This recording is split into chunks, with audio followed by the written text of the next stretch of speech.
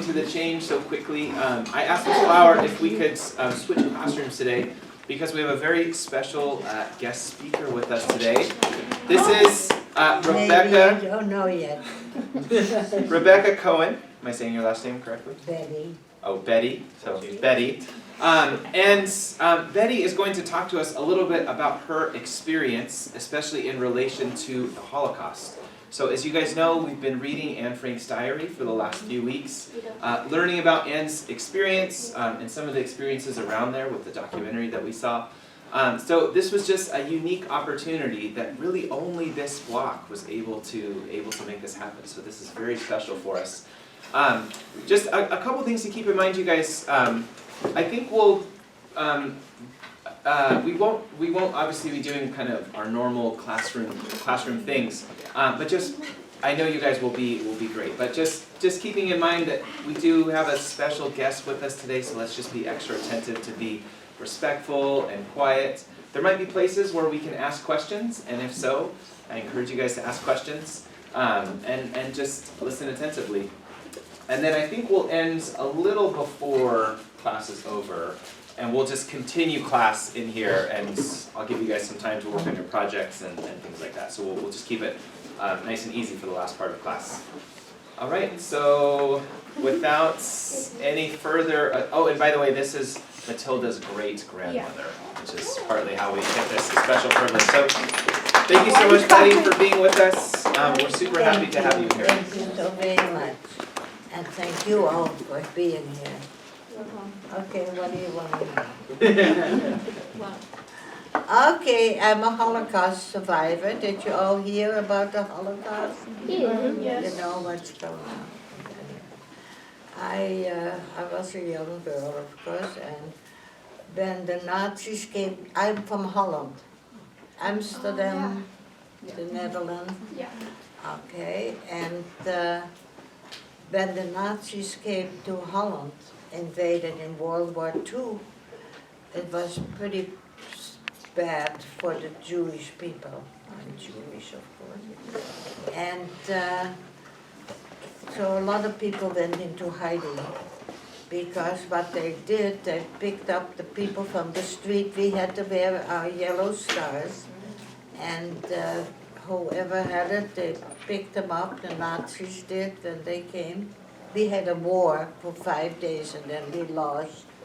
So the Germans came in, and we, the ones who were able to, we went into hiding to get away from that, because when they caught you, you were sent to the death camps, you know, Auschwitz and Ravensbrück, all those. So that's why we had a chance to go into hiding.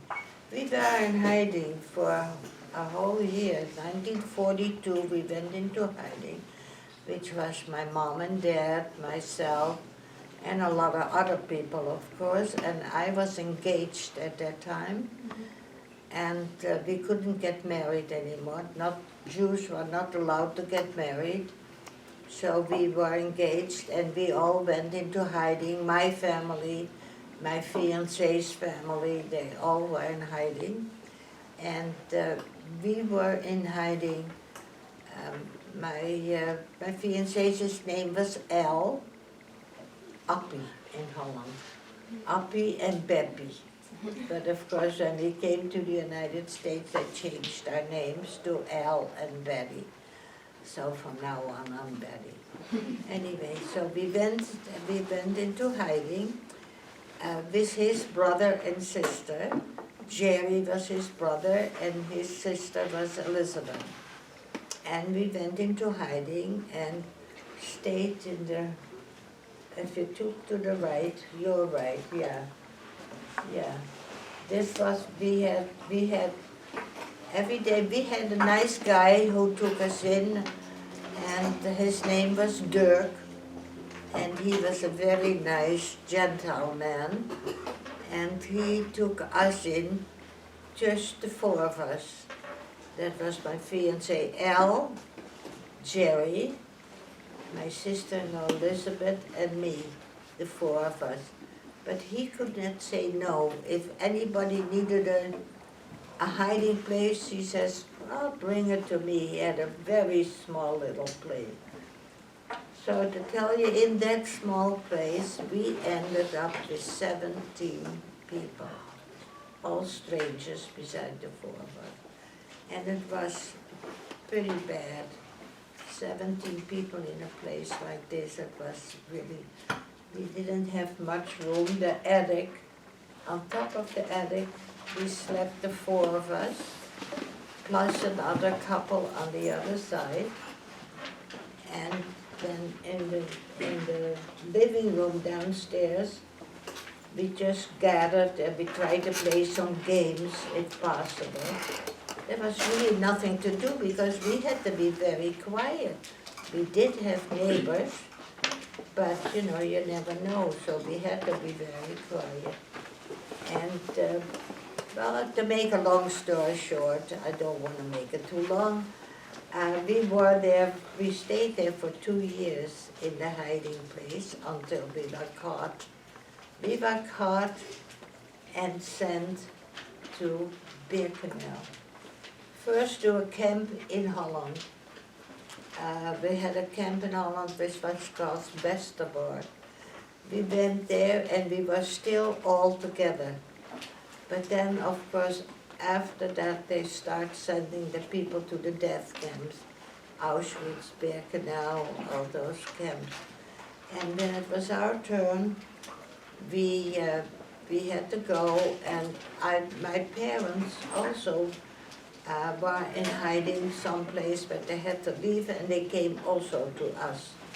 So I had in our hiding place, I had my fiancé, his brother, his sister, my parents, and on the other, is Dirk's girlfriend had the parents of my fiancé also in hiding. So in 1942, we were found out and they came to us. And then there was a camp in Holland, Westerbork, which they put us first, but then the transports from there went every so often, every couple of days, they went another transport to the death camps, because Auschwitz and Birkenau were death camps. They killed the people who came in there. So we went to Birkenau first, and from there we went to Auschwitz. When we went with the cattle cars, we came to Auschwitz, and then we were separated from everybody. The young people went to one side, the girls to one side, the boys to the other side, and the old people who couldn't walk so much, they put aside and they put into the gas chambers. They killed them right away in the gas. You know, all they wanted to do is get rid of the Jews. You know, the Nazi Germany, the Nazis wanted to get rid of the Jews.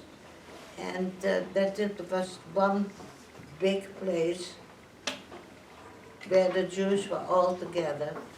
So they used to, if they had a chance, they used to just send them to the gas chambers. And that's what happened when we came in to Birkenau. They separated the old people to the young people. The old people went right away to the left, which were the gas chambers. That was the last time I really saw my parents, because my parents were with us. But that was the last they went right away to the left, which means the gas chambers. We didn't find out. We went to the right, we went to a work camp. We didn't find out about the gas chambers till later. So I didn't know that was the last time I saw my parents, really, when we came there. And we went to a ladies' camp. My fiancé and his brother Jerry, they went to the men's side, to the men's camp. There was nothing to do in the camp but shoveling a little dirt that makers do. And then in a while, they started separate, ask for more people. And I was sent to some kind of a hospital where they did experiments. They did experiments on the women, and which was sterilization. Now, I guess you know what sterilization is. They got rid so that the ladies, they do surgery on the women so that they never could get any children. They wanted to make sure that there won't be any more Jewish children being born. So, and that is what happened to us. I don't know, you might not, I don't know if you studied the Holocaust already. There was a Dr. Mengele who was head of that hospital, and that hospital, and then I was selected also to have my surgeries doing on with all my girlfriends. But you know, when you're in misery, you all become friends and you become sisters and brothers, really, because we all were there. Really, they thought we should be killed, but we were lucky enough that some of us, we were able to work, whatever work they had, nothing special. So I'm a little mixed up, you know. I want you to know I'm 98 years old, so that is very old. And I lost a lot of my memory also. So you have to excuse me if I just flaw a little bit. But that's what it is. Well, anyway, I went also, I came to Dr. Mengele, and I don't remember anything. They took me and they put me in a room. Well, all I think of was the room was that I saw a shiny table standing there, and I guess later on I found out that that was the operating table, and they did surgery on the women, and like I told you, that was to be sterilized, the women, no more babies, no more Jewish babies should be born. Anywho, we went in there and we did all kinds of crazy things what we had to do, nothing really special. A lot of people also, when you got sick, when you fell, you know, sometimes you get dizzy or whatever, you trip on something and you fall, that was a good chance for them to take you to the crematoriums and burn you and kill you. So we had to be careful not to, you know, we have to be tried. And which we did. We did, a lot of us girls who were together there, we did survive all this craziness. And then of course when we came home, well, my parents, I had lost my parents, of course, because when we came in, that is where we went to the left, to the crematoriums, and they got killed right away. My fiancé, Al, was with his brother, Jerry. His brother was very scared too. We all were very scared, but he was really very scared. So when they were in the camp in Auschwitz, and they were together, and in the morning Al woke up and his brother was not with him. So he went looking for his brother. Where could Jerry be? Well, he found him. He had executed himself. You know, the camp was all fences, and they were all electric fences. So what he did, he threw himself, he couldn't take it anymore, whatever he went through. He threw himself against the fence. And when Al went looking for his brother, that's how he found his brother against the fence. His sister, Elizabeth, was also, she was not with me, she was in a different, also Auschwitz, but a different kind of camp. And she couldn't walk one day, and what did? They just shot her and threw her also in the gas chamber. So my fiancé lost his brother and his parents first of all when we came in the camp, they were killed. And then of course his brother died, killed himself really, couldn't take it anymore, and his sister was killed in the camp because she couldn't walk anymore. So he had to be strong to be still there. And we didn't see it was a men's lager and a woman's lager. So, and I didn't know if he was alive either. I was alive, but I was wondering, was he strong enough to survive all this craziness that we went through?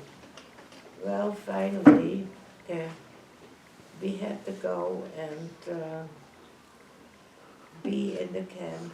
And then they put me in that hospital that I said, and they did surgery on the women so that they wouldn't get any babies. And so I was also one of those, of course, and some of my friends. And then we came, I don't remember. Help me, help. Anyway, so I stayed in the camp for a year, 1 year from 42. We came in 42, and in 44 I went to the camp. 42 we went in hiding, and then we got caught in 44, so then we came to the camp. It was 1 year in the camp, and then they were liberated. And so we were excited, of course, we were liberated. I didn't know, I knew that my parents were killed, and I knew that my sister-in-law was killed, but I didn't know if my fiancé was still alive, of course. So when we were liberated, I wanted to go home, and let me think how we did. Okay, well, we came out of the camp, and we were put in a cattle cars again, and then I came back to Holland, the Netherlands, where I was born. So I came, and I had, a lot of my family were in hiding. So I found my aunts and uncles and cousins who were still alive. And I had to tell them, of course, what happened to me and what happened to my other family who were all killed. And it was a horrible situation. I moved in with one of my cousins, and then one day there was Al. He had survived also. He lost his brother in the camp, but he had survived, so that was wonderful. Of course, there I found my fiancé, and we got married, of course, and that was also just us, and it was very sad, because none of the family was there. I still got a lot of aunts and uncles. They went to Switzerland.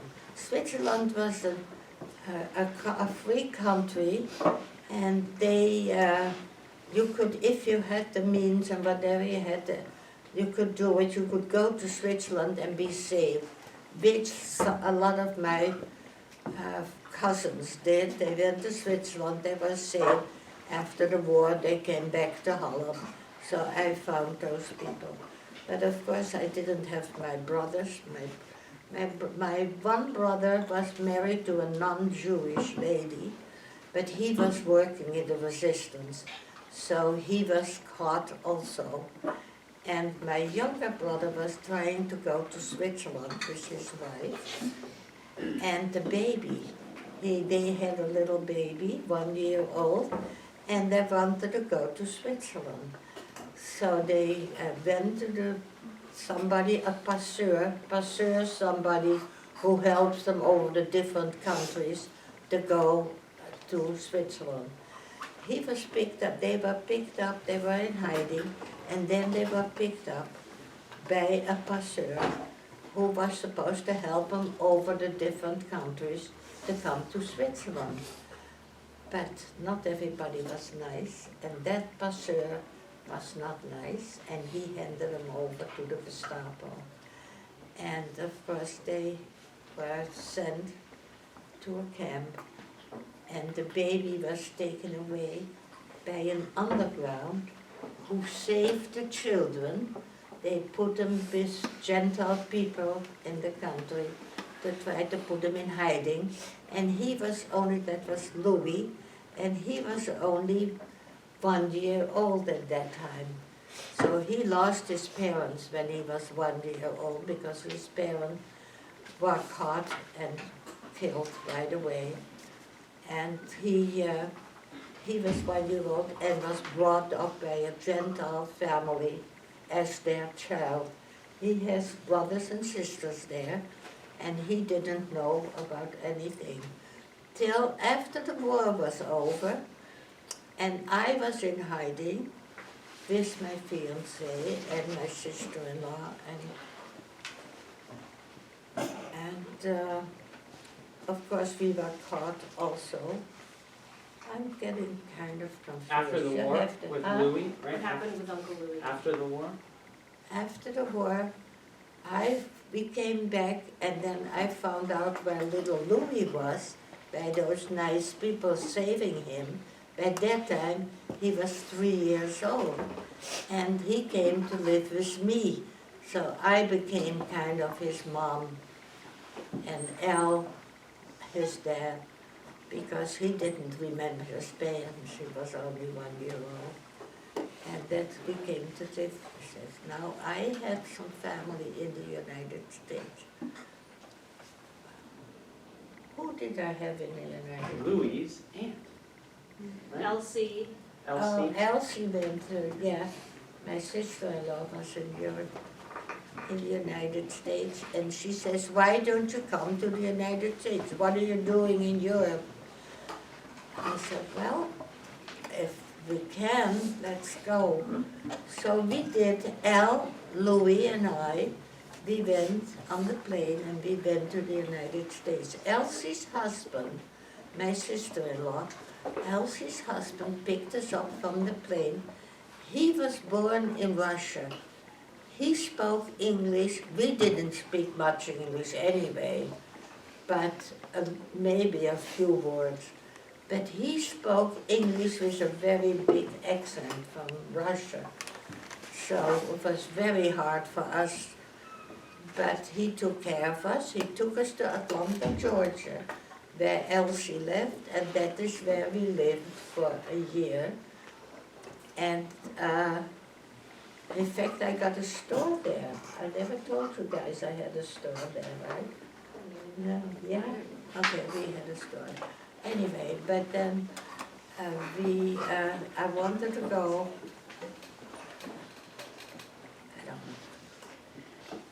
I don't know, help me. Well, and then Well, you Uncle came- Jerry. You came here, right, to the United States Came as to a the sponsor, United right? They were States. sponsored so they could come to the United States with Elsie and Ike. And where did That's where did right. you land when you came? We lived first with Elsie and I, In and in Atlanta, Georgia. Hoboken, New Jersey. No. That is where We can fight forever. That's where we landed in Hoboken. There you go. And then Ike picked us up. Uh-huh. And then we went to Atlanta, Georgia. Then we got our own apartment. And you know, I was sterilized. None of my friends I was with in the camp who had the same things. And then after the war we got kind of together, you know, the ones who survived. And none of my friends had any children because, of course, that was their children.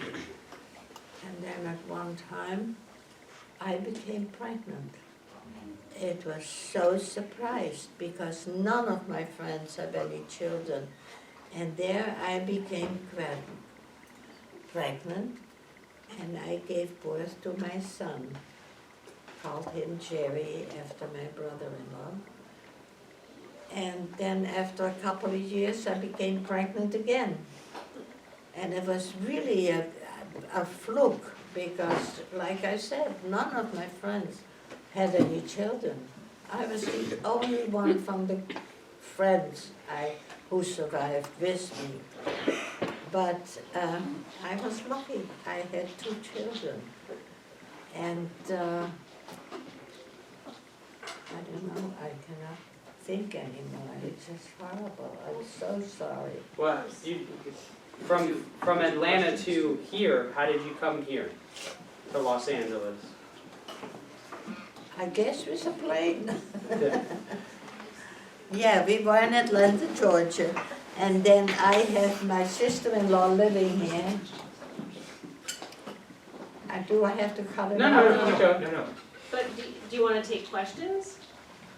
Well, if they want to ask a question, that's fine. Yeah. Okay. Ask me a question. Okay. How old were you when the Holocaust started? How old was I? Yes. 19. Oh. I was 19 years old when I was in hiding. And then 2 years later, so I was 21 when I came to the camp. And I survived it, you know. Thank you. Yes. Somebody have a question? Who was forcing you to wear the yellow star on your shirt? Oh, that was already when the Germans came to Holland in 1940. That right away they made the Jews register and Yeah. make And them who made you do that? How was that enforced? Well, you know, like we said, like we went, it was a law.